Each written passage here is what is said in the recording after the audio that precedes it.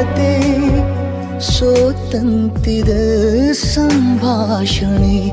ಗೆಲ್ಲುವುದು ನಿನಗೆ ಹೊಸತೆ ಅಳುವೊಂದು ಬೇಕು ನನಗೆ ಅರೆಗಳಿಗೆ ಹೋಗು ಹೊರಗೆ ಇಷ್ಟೊಳ್ಳೆ ಸ್ನೇಹಿತನಾಗಿ ಕಾಡಿದರೆ ಹೇಗೆ ಮುಗುಳು ನಗಿ